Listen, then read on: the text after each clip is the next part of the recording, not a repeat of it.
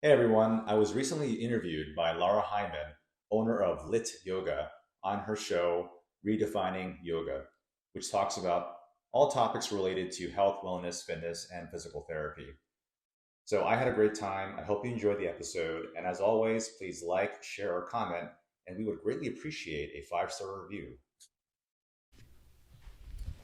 Welcome to Friday with Friends. Today I have a dear friend, a relatively new friend, and another physical therapist who is actually sitting with me, which is such a Yes. treat to actually have an in person podcast. So, welcome, Jerry. This is Jerry Yu.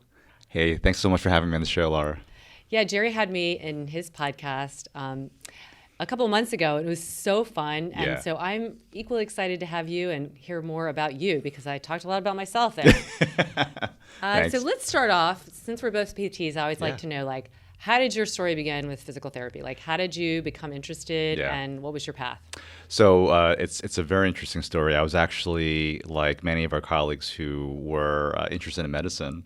I wanted to become a neurosurgeon at the time. Me too. Did you really? Yes. Get out of here! It's so yes. funny. Yes. I Yeah. actually answered that in a question when I was a senior. Oh, What was do you it? want to be a neuro? Like, I'm like, I have proof. I have video proof. I said that. Yeah. Neurosurgeon. Yeah. Yeah, I majored in at the time was biopsychology, which was at Vassar the only equivalent to like a neuroscience kind of thing. I was like all in, and then by senior year, I was kind of thinking, I'm not sure if I want to do this anymore. It's a long road ahead, and I happened to find out about physical therapy. And I was like, well, what is that? I didn't really know. And so I couldn't put it in the back of my mind. I was actually set on going to Boston for a PhD program in anatomy and physiology. So I was ready to go. And then it's funny how life kind of takes you through different turns. I ended up in California, long story short, and I just saw a job for a physical therapist, and I was like, well, let me just see what that's about. And I just fell in love with it. And I think what appealed to me most about it was I was working with these very high level PTs at the time who had a great reputation in town for being able to help people not have to go through surgery. My first mentor, Gail, she was like the PT for beach volleyball. Like, so I met all these cool guys, like, oh my God, this is so cool. And then my other mentor, David, he was in Santa Monica, and David was like the spine guy for PT. So he really took me under his wing. Gail did as well. I learned so much about the field that was amazing. And for me, being somebody who was very interested in health and wellness and being able to tie that fitness background into something that was actually going to help people medically as well was really, really appealing. I love that. And I think that those mentors are so important to really give credit to because Yeah. they really can, because I did what like we did. I went into a PT clinic Yeah. and first volunteered and then worked as an aide. And you get to see what their life is like, how they're treating clients, how they're progressing clients, and kind of what their ethos is. Yeah. And I think that if you are with a really special person, you want to do that Yeah. because you see like they're lit up about it, they're excited Gosh. about it, Yeah. and that's how this field should be. Yeah. And we'll get into like how that might have changed a little bit, but Yeah. I totally agree. I think I'm lucky too that I had some really amazing mentors, and I thought I want to do what they're doing. Yeah, absolutely. And it's because of that my path towards physical therapy was carved. And so I gave up my dream to go to BU for that, and I instead applied to physical therapy programs. Ended up at Columbia, so I went from the West Coast back to the East Coast, and went to school there. And I think what was really cool, I also have a background in massage. I learned shiatsu while I was out there, just because I was really interested in California, and that's the California thing to do. And by the way, that was my first exposure to yoga, and it was very humbling. We talked about Ashtanga before. Yes. Very, very humbling. So got into that, and what I found in graduate school was that my hands-on skills were definitely, I'd say, more advanced, just because I had so many years of actually using that. And I think that helped me to become a really good manual therapist at the time. So that was the sort of pathway I was on. I then, from there, from working at sort of in the school setting, I was actually in with working with kids with disabilities, which expanded my repertoire of who I wanted to treat. And then I ended up actually working in orthopedics afterwards for a number of years before opening up my own practice. Wow. First of all, you're smart. I always Kinda. love hearing. I mean, I just think that, and I think that's, you don't have to go to one of the top schools, whether it's college or Yeah. grad school. But I do think that going to schools that have such strong foundations, give you Yeah. strong foundations. Absolutely. And then you get out into the world. And I think, one thing that PTs, it was really drilled into my head, PTs are meant to be critical thinkers. Yes. And by I far. feel like when you have a lot of knowledge, both academic and experiential, and then also tools like you had with Manuel, it feeds that curiosity. Yeah. For sure. So you were, and I know that that's true, true for you. So how long were you practicing before you saw some maybe disappointment in that ability to be a critical thinker, or not being able to fulfill this desire to really look at the whole body, look at the whole system, and treat clients that way? I'm so glad you brought that up, Lara. So it's like I'd worked for a number of years in a facility, and then I actually opened a practice with a partner at the time, early in the 2000s. And what happened there, I think just this drive to want to run a business really sort of took precedence over, and I still give great care, don't get me wrong, but I think being able to really take a look at the whole person didn't really come until, I'd say, much later in my practice, just because it wasn't what I was wanting anymore. It's like, hey, I do believe that, we can give a great service, but if it's at the expense of seeing 5 patients an hour, I don't think I'm into that anymore. So later on, after I left my partnership, I went and opened my own practice, and with Next Level Physio, we were like, we just want to do things a little differently. And so from that began my journey of like almost reigniting my passion for wanting to look at the human system as a whole, and treating people as from a whole person approach rather than just a symptomatic, basic care, short-term relief kind of thing, which is very apparent in a lot of the in-network clinics. Yeah, so let's just differentiate between these two things for people who might not know. So one was you owned a clinic, and therefore you were at the mercy of getting reimbursed by insurances Correct. to make sure your clinic could run. Yep. Therefore, you needed your PTs, including yourself if you were Yeah. working, to see a certain number of people so you could get that reimbursement That's right. to be able to run the business. Exactly.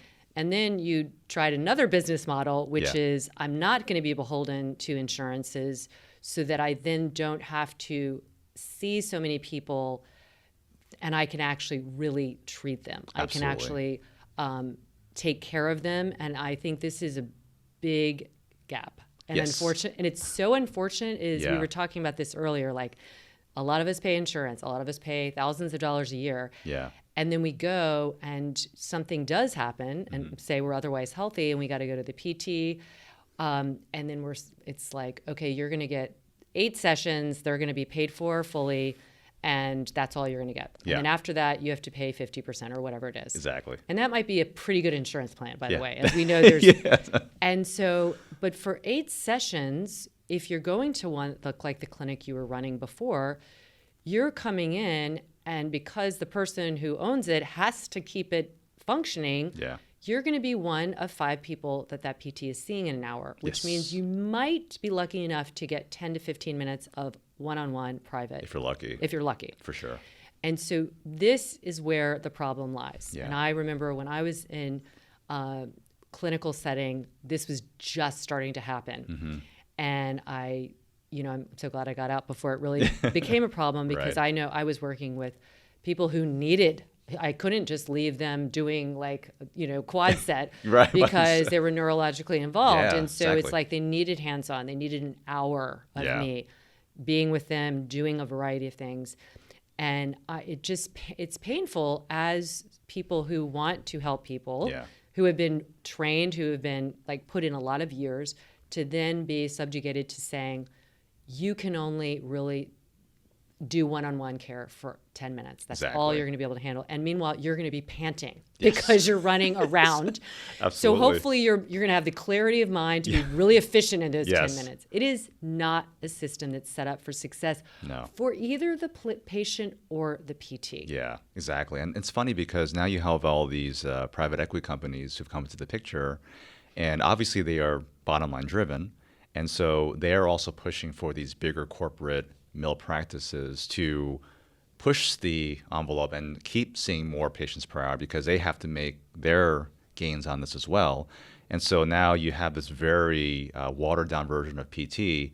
And unfortunately, that has actually been at the price of our professional credibility at times, where people are like, oh, PT, so like a little rub down, a little hot pack, a little ultrasound gel, and then some cookie cutter exercises from the sheet from 1970s. That's probably still in the same file cabinet.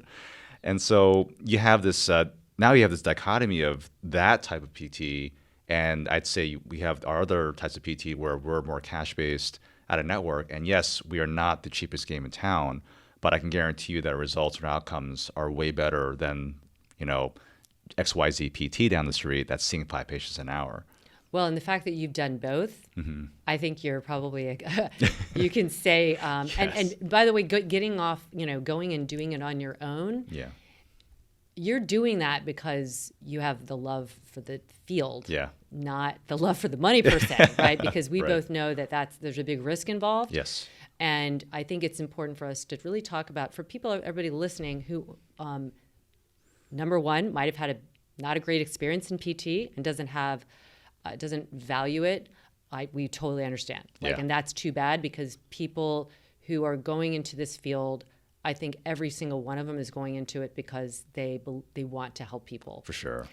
Number two, they've also spent a lot of time. This is not an easy field. It is hard. Getting into school is hard. Yeah. Being in school is challenging. Yes. And so getting out and doing something that honestly my 17-year-old could probably instruct you in it's dehumanizing in It a really way, is. right? Yeah. Like here After we have all done that. all this stuff and Yeah. we're like, oh, it's just Yeah. something that somebody could just teach you. And Absolutely. because I can't teach you well if I don't have the time to do it. Exactly. So anyway, all that is to say, we are really building up for this, not to knock PTs or the system, but to really be open that this is the situation in the United States right now. Absolutely. I know it's not that, we have international people who listen. This is not necessarily what you guys experience, but we experience it here. And like you mentioned, these bigger corporations, imagine, we see this all the time, like there's a drink, that everybody loves, and then Pepsi comes in and buys it, and they Yeah. now are owning it. So this is what is happening. And so we're getting less individualized care, and this is where we as individuals have a choice. Yes. And that might be that you need to pay more because your care deserves it. So can you explain a little bit between what you do and what traditional PT, how you used to do it? Yeah, sure. I mean, I would say I was probably in that same camp earlier on in my career, where it was like spot management, if you will, spot treatment. So, hey, come on in. Let's put the hot pack on, make you feel relaxed, do some hands-on stuff that we thought was going to be effective. And usually we help people, I'd say, more than 80% of the time. But for the people who really needed that extra attention, that other 20%, 25%, it was really hard to give that kind of care. And it was very frustrating for me. Where like, I just need a little bit more time with you. Not because of any other reason, where I just need to really think about your case a little bit more, because there's something that's part of the picture that's being missed by everyone else outside. And thankfully, even as busy as I was, being dedicated as I was as a PT, that's the kind of stuff that would keep me up at night, right? Oh my God, you know what, Mr. Smith coming in with this thing, and what could it be? That kind of thing. And I think being conscientious, even despite the busyness, kind of raised level of frustration, where it's like, oh, I want to help them, but I'm time constrained, I can't. Or they're visit constrained because their insurance company only pays this much, and we can only see them for this many visits, like you said before. And so from that frustration, I was like, this is not sustainable as a model. And I think for me, moving on, part of it was actually, I just need to get out of this model and do something that's a little bit different. And so I'd say the first year or two transitioning out of it, it was a little bit challenging, as far as like being able to convince people that you can pay cash, it's okay. And I've gotten since then much better at selling our value per se, and not being sleazy about it, saying this is how we can help you, take it or leave it. It's you're the person suffering, and we love to help you out. And this is why we spend the time with you. This is why we problem solve together. Why we want to get into your life, and why we look at every aspect of your life, from how you sleep, what you're consuming, your hydration, your stress level, your emotional state, all these kinds of things, and how that kind of plays into the bigger picture of why you may be feeling this right now, and then tying that into, well, what is it that really is driving you to come here, and how can we get you back to that thing? Whatever that thing might be. Oh, I love that. Yeah. I love that so much. And I think as you're talking, I'm thinking like, I think the confusion for people is that this is a medical service. Yeah. And if they thought about it separately, like personal training, Yeah. right? They're not getting insurance for personal training. No. And yet this is personal training with the added benefit that we have a license for physical therapy. So Yeah. we're actually adding on the layer of real care. Yes. Unfortunately, insurance doesn't pay for the personal trainer. So therefore, they're not going to pay for that kind of added benefit of, looking at the entire, again, entire system. Right. And I think for everybody listening, let's give an example. And you're going to talk a lot more about this because this is one of your specializations. Sure. But I'm thinking of a client I had who, and I've had several like this, who come in with Achilles tendonitis and has been to PT, run out of PT visits, Yeah. still having pain, so eager to get back to running, Yeah. and is like, Lara, will you work with me? Because I did PT, it helps a little bit, but I'm Yeah. still not able to run. Right. And I went through like, what did you do? And it was the same thing. It was like some ultrasound there, some stretching for the calf, blah, blah, blah. Well, what I did is I looked at like, well, how is your ankle moving? How are your toes moving? How's your hip moving? Of course, her hip was not moving well at all, and so she's overcompensating. So the point is she could make it feel a little bit better by doing like a couple stretches Yeah. for the calf, but we had to like peel it back and look at the entire chain and how she was running. And she said, oh, my PT discharged me. I ran out of insurance and said I could start running again, but I'm still in pain. And I'm Yeah. like, you can start running again and you will be back here, if not worse. Yeah. So you need to change some things overall. So that is, I think, like that to me was such a stark difference. Yeah. And what I was able to do with her in just a few sessions was education Yeah. that actually enabled her to get back to running, and now she's running even more mileage. But you specialize with runners and triathletes, so Yeah. I'm sure you see this all the time. Absolutely. Tell me a little bit about how you got into that Yeah. and how you're looking at it, which I'm sure is somewhat the same way, but even more. Sure. My first exposure to running was probably in high school track. I was more sprinter at the time, and then I got into lacrosse, so I left running behind. But in college, I actually got into it just for fitness and wanting to do that. And it's funny, actually, Lara, because when I got to grad school, I was really into fitness my whole life. But when I got to grad school, I met this guy, another student. He was like, I do triathlons. And my only concept of triathlons was Ironman. So I was like, oh my gosh, that's right. And, these massive races. Like, no, actually, there's levels. Like, there's levels? There's sprint, there's Olympic. I was like, I didn't even know that. So me, being who I am, I just felt compelled to, I could try it. If this guy can do it, why can't I? Right. Most humbling experience of my life. Oh, yeah. I've done one mini triathlon, and I was like, let me just not drown. Exactly. And for me, there was a personal note. I actually almost drowned when I was in 6th grade, or actually 8th grade it was, in the ocean. Wow. And I had this panic sort of like associated with swimming. And my first race was sort of my way to get over it. And after that, I was just in love with the sport. I've continued to race in sprints and Olympic distance races. And we have a tri club that's actually associated with our practice too, our Next Level Tri Club. That's how we get into it. But what was really fascinating was really working with runners. And there's so much literature at the time, like growing into that was actually emerging from people like Chris Powers oh my God, I can't remember her name. I think it's Janine over at University of Delaware. This is about the time when the Chris McDougall book came out, Born to Run. Born to Run. Oh, Oh, yeah. my God. Yeah, everybody's Classic. read that. Yeah, exactly. Every runner's read that. But that was transformative for my own clinical practice. And I really got into sort of that forefoot, midfoot strike and just diving into the research and seeing how much of that proximal chain, everything from top down, how that can influence an Achilles tendonitis, for example, really became very interesting to me, and also helped to open my eyes to like, yeah, it's an Achilles issue, but like you said, there's a lot more going on if it's an Achilles issue. So I really got into reviewing gait mechanics, 2D, and then now we have a 3D system down in our Cary office in North Carolina. And so that's been really, really fascinating as far as being able to identify which runners are going to have which kinds of problems just based on how they land, on how the running form is, and being able to teach them the right skills. Because here's what we forget. A good friend of mine, Kevin Vandy, would say out in California, running is a skill. No one has been taught how to do it.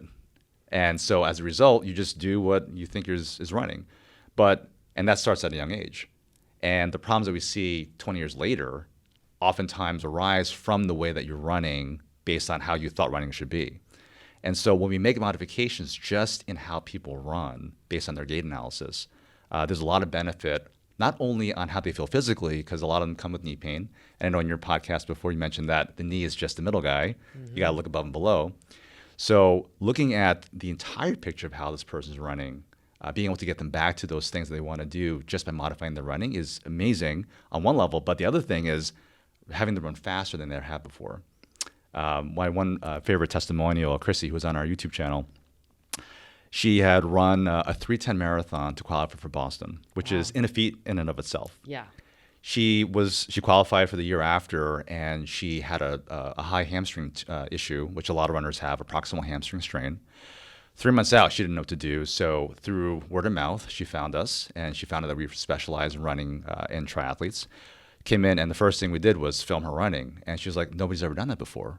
It's like, no one's ever done that before. You're a runner. It's like, yeah, this is like the first thing. And then we got to look at shoes too, and how your wear pattern is, and identify these things that might be causing you to run the way you are. And although we didn't have our 3D technology then, we were able to identify there are a couple of sort of like gait abnormalities in how she was running and her landing mechanics. And so we corrected those, had her do very easy drills to work on those while she was healing. Then we added some of our technology stuff. So we used the blood flow restriction therapy from Owens, which is an amazing device if you want to ever accelerate recovery for any kind of surgery or malady down the chain or in the upper extremity as well. And from there, we got her feeling better. And then she had never done strength work before either. Wow. So good thing we're 3 months out, so we could actually do some stuff that actually have some benefit. So she got much better. And with Harry Pinot, who is our exercise physiologist on our team, we put together a program for her to be able to run the Boston Marathon after missing so much time training. And she PR'd. Wow. So 3:10 to a 2:54. Wow. Crazy. That is some major time cutting. Wow. And her biggest thing was like, and this is the whole thing with Next Level, is like, I don't care that you get back to running a 3:10. I want you running faster than you ever have before. Mm-hmm. And for her to like have almost like a 15-minute like PR was like mind blowing for all of us. We were just like, oh my God, it's raging about it. And she probably felt amazing. She did, exactly. Right. Oh, here's the thing. She said, I felt like I had more in the tank after I was done, which is like, that is amazing. So can you briefly explain, because I Sure. think it's so fascinating, this idea of like more in the tank, meaning like you're preserving your energy versus dissipating your energy. Yes. Right? So running, if someone is running and they feel tired, like it could be cardiovascular tired, but it could also be that you're just dissipating a lot of energy because your form isn't great. Exactly. And then one of the biggest dissipators of force is that vertical oscillation. Like people run like a pogo. Yep. You're just wasting energy going up and down versus forward. Yeah. The other part of it is the arm swing. So a lot of people have this sort of like cross body thing. So they're wasting energy in that plane of motion here, not directing them forward. And then they're not utilizing gravity. So if they're not having that sort of like 8 to 10 degree lean forward, you're not using your best friend, which is like the easiest way to get free energy, just a slight lean forward. Yes. And just by taking a look at these different things, and again, having them build the stamina to run differently and the motor patterns to run differently can help these people have the running economy that they need to be able to excel in their sport. So why do you think the proximal hamstring injury occurs in runners? I think a lot of heel strikers tend to get it. And so what happens is because of that extended leg over time, if they're not developing those muscles. Also, I think because of that pelvic orientation. So if they already have something going into this running and you're adding distance over time, and if the pelvis is not doing what it has to do and the glutes aren't working the way they should, that high hamstring is going to want to try to help out as much as possible. Decelerate, exactly. Yeah. Oh so now God. you're poor little guy. Because proximal hamstring injuries are common in yoga, but for a different reason. Oh, I didn't know that. That's interesting. Super common. Wow. In fact, Judith Lassiter, who is a PT who studied this, she said that 90% of the injuries are from yoga. No way. Yeah, and that's so because it's. I mean, we could go into. People have heard me talk about this ad nauseum, but there's a lot of forward folding, and it's that idea of like you're just going and gravity's helping you out, and then the hamstrings are like, whoa, Nelly, what are you doing? But because people like move their pelvis back or around posteriorly tilted or anteriorly, they're just doing something, but they don't have any control of the trunk moving with gravitational forces. Interesting. So it's like over and over, and then they're put in like a position. There's a Well, you probably remember in Ashtanga. I mean, there's a lot of forward folds in Ashtanga, lot. so people are going to try and do that in whatever way they can. Yes. And usually the ischial tuberosity is at the kind of bow point where it's getting pulled on a lot. But it's the same idea. Glutes are not usually strong. Sure. They're not controlling the pelvis, and the poor hamstrings are just trying. Absolutely. So I didn't realize that was common in running as well. Absolutely, yeah. And especially our elite level runners, because they're just going at such a high intensity and velocity that they're going to put a lot more stress on that area. It's funny you mentioned about yoga because with the way that pelvic orients, if the glutes aren't sufficient to help hold that back, for sure, I can see how that can happen. Yeah, and there's a lot of weak glutes out there. I was going to ask. I mean, everywhere, not just yogis. Yes, everybody in is general, probably functionally not. Yeah, like we're sitting on them a lot. They're just like, I don't have much to do here. Yeah. The other thing I was, and I think you mentioned this before in a conversation where I think a majority of people who do yoga are females. Mm-hmm. Yes. And we know from the research on ACLs that women tend to have a weaker hamstring versus quads, and it's reversed in males. And I kind of wonder if that's also playing into the picture as well.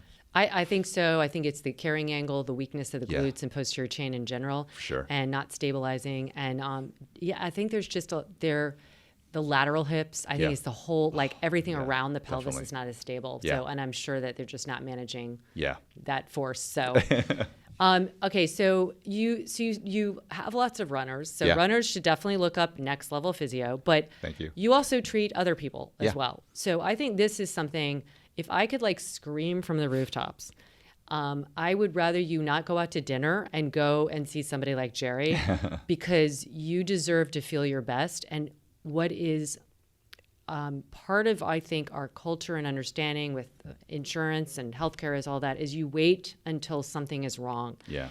But I always say, hey, hopefully you're brushing your teeth every day and hopefully you're going to see the dentist and you're doing all of this preventative maintenance. You have to do this for your body because like you said, we don't get a manual. Yeah. We don't get a manual for how we're supposed to lean over and pick up laundry. We don't get a manual for running. We don't get a manual for going to the gym and then deciding to add load because we want to build muscle. We might get somebody guiding us who is looking at the whole system, but most likely you're not going to get that. That's just the fact. That has to be somebody who is specifically trained to look at all of those things. And so I think going to somebody like Jerry, you have 4 clinics. Yeah. To me, this is where I would spend my money. I was talking beforehand with you, like I have insurance and I still spend money on going to a functional medicine doctor who is completely out of pocket. Yeah. I don't even like hesitate. And I've recommended her to so many people and 50% of them will say, oh, wow, that's expensive. I didn't know. And I know that they could spend that money. Yeah. They're choosing not to. That is everyone's choice. I'm not at all saying, you're right and I'm right and you're wrong. But this is your body, and we have the unfortunate but also knowledgeable experience to know, like, people who have had an injury will do anything, will spend any amount of money to not be in that state of pain, to not be in that state of dysfunction, disability, because again, these things can take away your livelihood, they can impact your lifestyle, etc. We don't want to look at the negative. Let's look at the positive. You have it in your hands to do something. Absolutely. So let's talk about the preventative care stuff that you think, if I was somebody coming to you and I'm like, Jerry, I'm in pretty good shape, but I have this kind of nagging pain in my low back. It's not enough for me to go to the doctor, but what can you help me with? Yeah. It's funny you say that. We actually, for everyone out there, we have our free total body assessment. And this is actually our gift to the community. We don't make any money on this. It's our way of like spreading value for what we do for the profession. And so people will come in, we will talk about the kinds of things that they're going through and do a head-to-toe quick examination to say, these are the things that we see identified as weak links or problem areas. If you're having this back or shoulder issue, where is it linking from? And then we talk about next steps on how we can actually provide even more value if you go to an evaluation. And just because you don't, I guess that's the misconception, right? People think that, I go to a physical therapist when I'm in pain. Yes. But a lot of times we're starting to get people, especially in the 30s and 40s, where myself included, where we're starting to notice these little knickknacks here that are, little aches and pains, and we're still wanting to be at the top of our game. So they're wanting to see, well, what else can I do to make sure that I can stay at that top of the game and not be compromised and be out of the picture. And in fact, one of our guys we're working with closely, he's the owner of Crush, which is a soccer team up in North Jersey. And one of the things we both gelled on was that he's still trying to crush it, like physically. Like he's doing CrossFit, he's doing all these great activities, and he was a high-level soccer player back in the day. And he just wants to continue to crush it moving for the next 30, 40 years. And I'm the same way. So we're like, oh my God, we're just kind of rallying together on that. And it's like, hey, listen, Yuli, there are a couple of things I notice about the way you're walking. Let's take a couple pictures so I can show you what that looks like. And he was seeing all these different things. It's like, oh my God, I didn't know I had this issue. It's like, well, that's why you have this Achilles issue for so long. Your body's always leaning forward. So identifying these couple of things and then showing them a couple of tools they can do by themselves, I mean, that can just be like the biggest help right there. And hey, listen, take the tools. If I never see you again, awesome, great.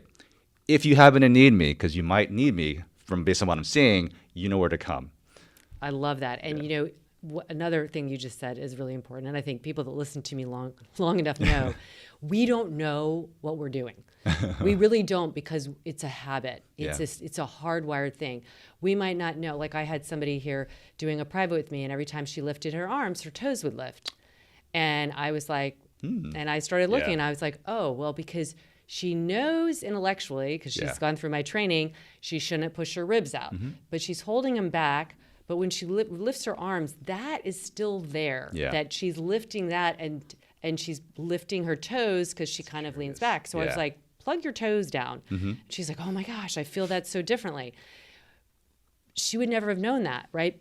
We all do things we don't know we're doing because they become so hardwired. So you need a professional to look at it and say, like, do you know when you're walking, this is happening a little bit? That might be there because that's the way your femur goes, but it might be that there's something else. So let's look at it. And I just think it's so important to really spend your money on yourself for today and the future. And if we don't know, even like I'm a professional and I don't know necessarily what I'm doing all the time. I know a little bit because I follow myself so much and I'm so self-aware. Even so, I need like eyeballs on me. But this is where we need to spend our money. What do you think is the biggest hurdle for people to see the value of like what you're offering? I think the commoditization of our field has devalued what we do. And it's sad because I feel bad for our colleagues out there who are still working these situations where they're seeing 4 or 5 patients an hour. It's not their fault. And it's not the fault of people making the choice to see them because they don't know any better. Like if that's all you know, being PT and it's covered by insurance, and maybe you heard that this person was decent because that other person didn't know any better either. These are the kinds of things where I think the bottleneck becomes where they can't see the value of going to a next level physio or seeing you, Lara, for anything because they're like, well, if it's more of the same, why am I going to pay more for it? Well, why pay more? I get it. And I think unless we start changing the perception of what we do, which is what we're trying to do through our social media channels and even through our total body assessment, give you a chance to see what physical therapy could be like. I think that if we have more people doing that and more people exposed to that, which is why we do it for free, I don't even care if you don't see me, just come in so you can see what the difference is. I think we're going to have the same issue over time and time again. At the same time, these corporate mill places have been good for my business because we've had patients go to these traditional practices where it's short-term relief, basic care, very symptom-based, like my Achilles hurts or my elbow hurts. And they come see us and like, wow, you guys really listen to what I say. You guys are really trying to think about what's going on with me. And you've asked me these questions about my whole lifestyle, which nobody has spent the time with me.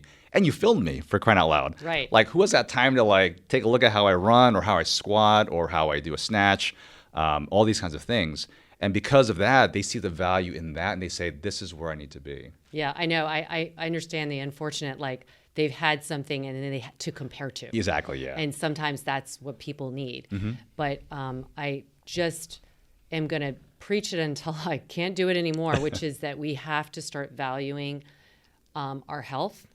And that's in all the ways. And that's why I love what you do is that you're looking at all of it. The function of your body is about how you move, but it's also about how you sleep, how you manage stress, how you are feeling about yourself, your mental health, all of it. And I just think that And I'm sure your background, now that I know that you were in neuropsychology, I'm sure that comes into play because It we know definitely how is. much, by the way, the brain and body and Yes. mental health and physical health are interrelated, and you Absolutely. cannot pick them apart. That's Yeah. absolutely true.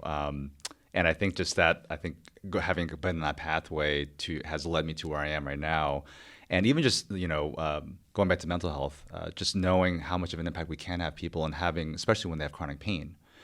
And I'll say, and for anyone out there who has chronic pain, you might have come across different studies showing that one of the best antidotes is movement. And it can be the simplest movement. It can be, and that can be developed into something complex. But when you move, you will start feeling better. It's natural to feel afraid to move because you're afraid of getting hurt. And maybe you've tried things that have injured you before and you don't want to do that. But if you have a graded exposure to those things with the guidance of a professional or a coach who really has a good understanding of what you're going through, you're going to have a much better pathway to getting better rather than avoiding things, having that fear avoidant behavior, which only keeps you paralyzed, quote unquote, and not enjoying life, which feeds the cycle of mental health being less and then feeds your physical body feeling less optimized. Yeah, and the stress response. I mean, you just increase your stress by. Absolutely. I mean, movement is something that's actually going to help you manage that. Yeah. But I love that you brought up chronic pain because I've had more chronic pain clients in the past year than I think I had in like the previous That's 10 years. Yeah. And so I do a lot based on my own experience and intuition, but I'm also always looking up research and stuff. And it's shocking how little is out there in terms of, or how how little there is that is really decipherable, I think, by the layperson. And so, first of all, can you just define what you think of as chronic pain? Yeah.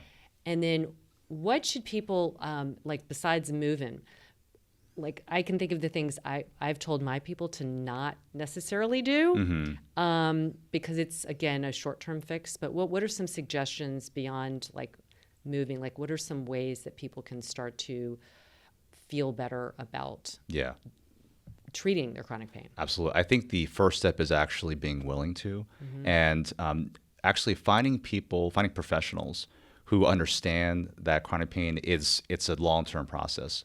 It's not going to happen overnight. So for you to get to a point where you're in chronic pain, which is usually after that first 2 months or so after an injury, if it's not getting much better, you're already in that chronic phase of that injury or whatever it might be.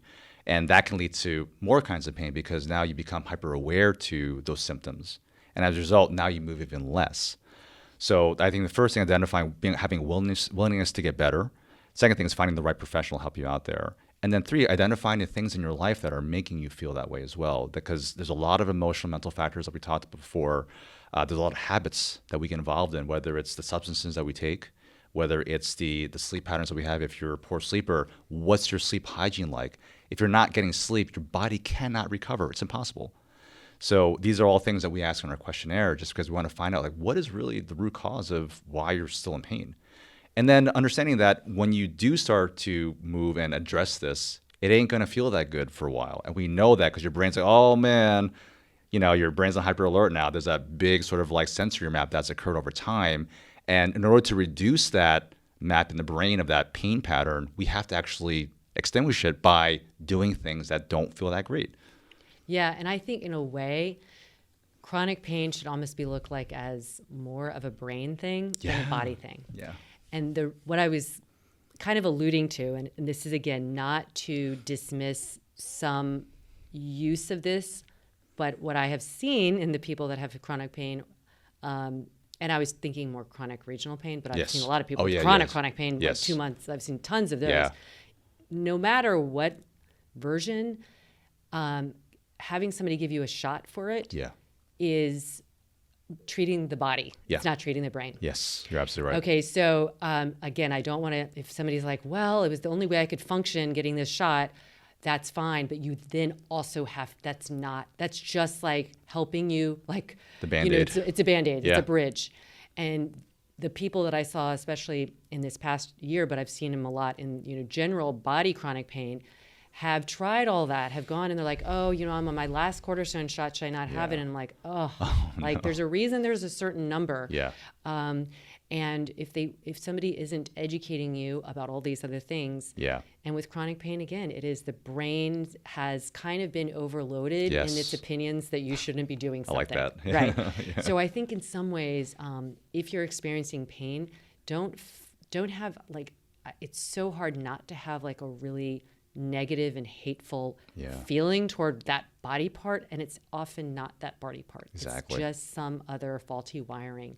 And that's why you do need to go to a professional who's looking at the whole system. Yeah. Like, again, how you're handling stress, sometimes I've worked with people who can almost pinpoint when the pain started and there was a stress event in their life like 2 weeks before that. And it's just like, we don't know for certain that but it's just so, it's so suspect that it had something to do with this higher level of stress, and their, some way their body was like, okay, I'm gonna hold on to tension and I'm gonna express it as pain, but it's really the stress. Exactly, yeah. And it's funny you mentioned the injections, and obviously everyone's heard about the opioid issue, and we try to do things naturally, and we try to get people eventually off of those things because now they're feeling comfortable moving because they're more secure in the fact that they can get better, more confident. And that goes a long way as well. Like, oh, I don't know if I can do this because of whatever happened, whether it be an accident, trauma, what have you, injury. And once they see that they can, that already teaches the brain that, hey, I can do this. I can't do it the way I want to do it fully yet, but I'm on my way to get to that point. The other thing I wanted to mention as far as like people with chronic pain, just having the social support, that's really huge too. And we find that the patients who are in a lot of pain don't necessarily have that support. So it kind of goes along with what you were saying before about how different kinds of people, depending on how they deal with and address the pain, they may actually have sort of like an emotional event associated with that particular pain. If you don't have the social support around you to deal with that correctly, that might be something lingering for a while. And then it becomes like this entity that you live with, like, oh, I can't do that because of my low back pain. I can't, and then so you're limiting not only your movement experience, but like you said, maybe your social experience. Yes. So you create this barrier, and it grows. You're like feeding the beast, and it's. So I guess what we're trying to say is this is all natural, but it's not normal. Yeah. It's not. It's something that you can do something about. Yeah. Because I have had, and my next question is this: I've had people who are like, "Yeah, sure, you're in great shape. It's easy for you to say. I can barely," and there's like, they're angry, and I get it. I mean, pain makes anybody angry. Yeah. And pain for long periods of time makes you feel angry. It makes you feel hopeless. Yeah. And then you really feel like you're in this camp, like, well, saying to me, like, you couldn't possibly understand because you're healthy and you're all this. How do you address that with someone? I'm so glad you said that. And on different levels, I'll address it. I used to be really overweight too. I can't imagine. I know. You guys can't see him, but he's like so trim and young. And I almost kicked him when he told me he was like close to my age. I thought he was like 20 years younger. I mean, it's amazing. Yeah. So I first share that story with people who either have weight issues. They're like, there's no way. It's like, no, I get it. And for me at the time, there's a lot of emotional eating with that, a lot of stress eating. And it was a way I could cope with certain things going on in my life at the time. But I still pushed forward to be able to get to the point where I am at now. And it takes a lot of discipline. And of course, there's still times when I'm like, oh, I just want to binge. But really, I just try to keep that under control with the activities that I do in my life and having the discipline of wanting to do that. That took a lot of time to get to. The other part of it is I've had my share of injuries as well. So when you can empathize with somebody and say, listen, I had a knee issue, I had an Achilles issue, my shoulder did pop out when I was younger. And that kind of gives that sort of like, oh, wow, so you're not just, you're doing all these things, but you really understand. It's like, I get it. And I can say, like, I get your frustration. If Lara, you're in front of me as a patient, it's like, listen, I totally get it. The mental frustration, because for me, exercise is a way to deal with stress. It also helps me to just kind of keep my nerves where they need to be because of my busy schedule as a business owner and having these other outlets for myself. So I do understand that when you're not able to perform at your best, it can really send you on a downward spiral. And just by having that starting point with the client, you're like, wow, he gets me. And actually, all of our team members have had their fair share of injuries. So we all start at that level. This is where we want to build trust with you. We get you. Our goal is to get you back to where you can get to a level that's way beyond what you can get to, and we want to be part of that process with you because we want to see you succeed. I love that. Yeah. So I had a thought and then it just left me, but it was like, oh my gosh, I was listening to him and I'm like, wait, I got to pin that. I'll come back to it. It'll come because it was really good. I guess what I was thinking is, if you have someone who is in there, in pain, not necessarily convinced, and kind of thinks that this is, their genetics, their mom had this, their dad had this is, I'm never going to be able to lose the weight. There's a lot that goes into, I know what my question is. Mm-hmm. Let me ask that real quick. Okay. My question is this, because you said something about movement. Yeah. And you'll sometimes hear, and I have to say it's often from non-professionals, and there is truth in it, but I want to know what you think when people say all movement is good, there's no bad movement. I think it depends on what you're trying to achieve. It depends if you've trained for that particular movement for that goal. For example, if someone wants, hey, I'm going to go lift this, kind of ridiculously heavy object and hasn't had the training or the coaching to get it, I would probably say don't do that yet. Don't just watch a video and try to emulate that. It's not going to end very well for you. Is that going to be useful for what you have to do? That was also the other question I want to ask. And then, is that going to help you achieve the goal that you want to do? If I ask those criteria and they can check off those boxes, I say, okay, then go for it, try it. If they're, and it's also with respect to like, hey, do they have any limitations right now that might not work out for them very well if they don't address those first? And so it's maybe like, hey, that's a great thing and movement's great for whatever you want to do, but maybe it's no, not yet. Versus like, let's just do this right now and try to do whatever it is. And there's so many people, like the Weekend Warriors, for example. We have a lot of those, and unfortunately, they often have very traumatic kinds of injuries. We frequently see, especially guys out there over 30 or 40. I hate to tell you this, but you're not 18 anymore, right. And you need to warm up. You need, oh my God, it's so by far the most common thing. Yeah, it's crazy. We have a guy who just came in yesterday. Same thing. He was just playing. As a Weekend Warrior. Just picked up some basketball, which is typically where we see it, went up, and he just felt it right away. So it's a very common thing. But hey, again, it's like all moving can be good most of the time, depending on what your goal is and what you want to get to. Just making sure you have the right foundation to move well on so you don't get hurt. I love that. Yeah, I totally agree. And because I want people to move. Yeah. And movement, most people aren't getting enough movement. But the next layer is, most people are moving in the ways they've moved. Yeah. And that's habit. And sometimes then starting new movement experiences that they're not prepared for, to your point. Yeah. They don't know what they're, it's, again, of. like you said, Yeah. we're not even given a manual for walking, much less for like lifting heavy weights and rotating and all this stuff. So I guess my point is, when you hear that, don't use that like as a flat excuse, like you never need education. For me, I have a lot of knowledge about movement and I have a lot more to know. Likewise. So I'm always looking at like, I want to know more about how to move better. Yeah. I'm not assuming that I've got it because I know how to hip hinge well, right?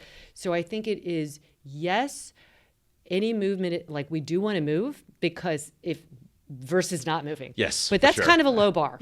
Move versus not move. Right. But if you want to move in a way that is going to be sustainable and joyful, and then layer onto that, endurance and power and all that, you do need education because most of us don't have it. Like Absolutely. I couldn't go into a gym, even though I'm well educated, and try and pick up a barbell and then throw it over my head like they do in a snatch, right? Yeah. Like I want a good trainer like you to show me how to do it. And then I can translate it probably faster than maybe somebody else because I understand my body well. Right. But a lot of people don't even understand their bodies well. No, they don't. So I'd love to then go into kind of like winterizing the body and preparing the body for any season by maybe understanding your body more. Mm-hmm. And that could be like understanding from like the brain, proprioception. Sure. Yeah. Understanding body mechanics, understanding like load and all those things. So how can someone who's in relatively good shape, who's listening, kind of prepare their body for any season? And I mean that literally, metaphorically. I mean like aging, all of it. I think just knowing where you're at physically first is the biggest thing. And maybe you are in good shape, but maybe you've had a history of injuries or other kinds of things that have limited you in the past. And being aware of those things before you jump into anything in particular. The other thing is understanding that, and again, I'm in the same boat. If you're over 40, I feel you out there, especially if you're still trying to crush it. I have found that when I take classes, if there's a warm up, I need to go 10 minutes before that warm up, almost like a pre-warm up, and do my own thing so I know where my limitations are. Then join in a group workout or a group warm up, and then I'm ready to go. So knowing that, listen, as you get older and the more intense the activity, especially if you're CrossFitters out there, or if you're high intensity runners, just knowing that you just need a little more time and be forgiving to your body to be able to do those things at a high intensity by doing the proper warm up before you go. And there's lots of ways that you can warm up, whether it's doing a couple sort of sets up at a lighter weight of the exercise or the WOD for the day if you're a CrossFitter.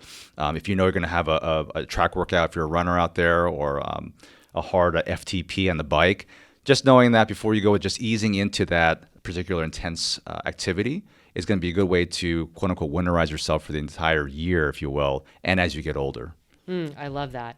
And for those of us who are not like CrossFitters or anything, Yeah.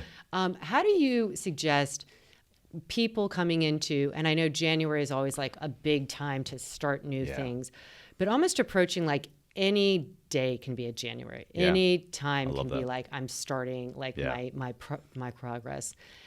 Do you have at your facilities or in your newsletters or anything, or in this check-in that you do, kind of almost a program for people who are starting off, who don't have necessarily injury, but want to improve their overall movement and kind of prehab, winterize their body for life? Absolutely, yeah. And that actually, those are the fun clients to work with because they don't have anything restricting them. So it's like, hey, listen, I'm so glad you came in. Tell me about your activity level. Tell me about your age. Tell me about your injury or your past medical history. Tell me about your daily life, all these kinds of things, your lifestyle, so that we can actually then gear a plan towards, like, listen, based on what we're seeing in this assessment, these are things you can work on right now. And this is going to help keep you protected for the duration of, as long as you want to keep crushing it. So I think that's the main thing we try to do with those people. And it's not a set program per se because it's so individual on the person who's coming in. And it becomes like a weekly or monthly wellness check-in. Like, hey, come on in, just like you go to your primary care or to the dentist. It's the same kind of thing with physio. It's let's just make sure that you're still moving the right way. And we'll take a top-down quick screen. It just takes us a few minutes to see that, hey, you're still moving great. Keep doing what you're doing. Do you need any advice on what you're doing next so that we can guide you so you're not going to do the wrong things? Basically help people stay ahead of the game. I love that. I feel like everybody needs this. Yeah. Everybody needs it. All right. So we could talk forever, but why don't you tell everybody where they can find you, how they can work with you, your website, your programs, your podcast, et cetera. Oh, thank you. Our podcast, and thank you so much for coming on ours, is Beyond Physio. We have a YouTube channel also called Next Level Physio, which is our practice name. We have locations if you're in New Jersey, in Woodcliff Lake, New Jersey, which is in Bergen County. We also have a new office in Montclair under Adapt, powered by Next Level Physio. And then down in North Carolina, if you happen to be hollering from the south, we have an office in Cary, which is close to Raleigh. And we have an office that we're actually opening up this spring in Morrisville.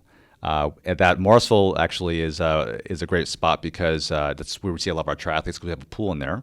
So if you're somebody struggling with swimming form or if you are needing a swim analysis, our head PT there, our director of the clinic there is John Mendenhall, and he'd be happy to take a look at what's going on. That's also where we have in Cary, Morrisville, our 3D running analysis. So if you are looking for a way to get faster before the next running season this spring, and this is probably the best time to do it because this is when people are lowering their volume, it's a good time to get that checked out before you start ramping up your miles again for the new year. Our Instagram, Next Level Physio PT. Mine is at tryjerrydpt. And email info@n as in Nancy, L, physio.com. I love it. We'll have all that in the show notes as well. Thank you. But really, you're brilliant, and I've just so enjoyed getting to know you. And again, we are pro PT. We really want this our industry to thrive and not Yeah. just survive, which is kind of what it's doing right now. And it's to no fault of its own, but more the way the system has formed it. But one way that you as consumers in physical therapy and customers and clients and can help is really search out people like Jerry who are aspiring to do much more than a 15-minute allotment to help you, because when you really pay for something, especially this kind of healthcare, you're going to get a lot more bang for your buck here. So I can't recommend it enough. Thank you very much for having me on the show. You're welcome. And for everybody listening, as always, I'm pulling for you.